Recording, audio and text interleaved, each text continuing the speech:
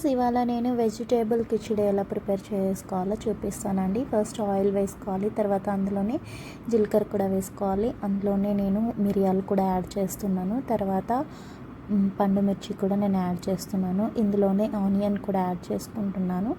So ఇవి కొంచెం వేగాక దీంట్లోనే నేను కట్ చేసి పెట్టుకున్నటువంటి పచ్చిమిర్చి అండ్ కాస్త మగ్గాక ఇందులోనే నేను అల్లం వెల్లుల్లి పేస్ట్ కూడా యాడ్ చేసుకుంటున్నాను. అందులోనే నేను కరివేపాకు కూడా వేసుకుంటున్నానండి. సో ఇలా అల్లం వెల్లుల్లి పేస్ట్ వేసుకొని బాగా కలుపుకోవాలన్నమాట పచ్చివాసన పోయాక. తర్వాత ఇందులో మనం కట్ చేసి పెట్టుకున్నటువంటి గోబీ కూడా వేసుకున్నాను. అలానే ఆలు, క్యారెట్ అండ్ బీన్స్ కూడా వేసుకున్నాను.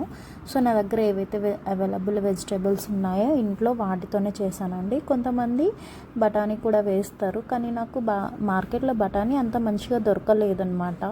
సో అందుకని నేను న్యాచురల్ ఆర్గానిక్ బఠానీ అయితే తీసుకోలేదు. సో తర్వాత ఇందులో టమాటో, దండిగా కొత్తిమీర వేసుకోవాలండి, అప్పుడే టేస్ట్ బాగుంటుంది.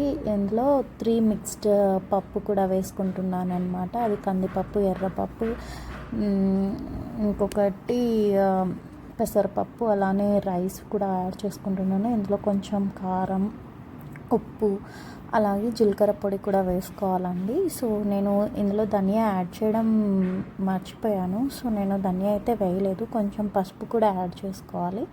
సో ఇందులో కొంచెం జీలకర్ర పొడి కూడా నేను యాడ్ చేసుకున్నాను. సో జీలకర్ర పొడి బాగా టేస్ట్ ఉంటుంది అన్నమాట వేసుకుంటే. సో నేను 1 కప్పు రైస్కి, 1 గ్లాస్ రైస్కి 3 గ్లాసెస్ ఆఫ్ వాటర్ యాడ్ చేశాను.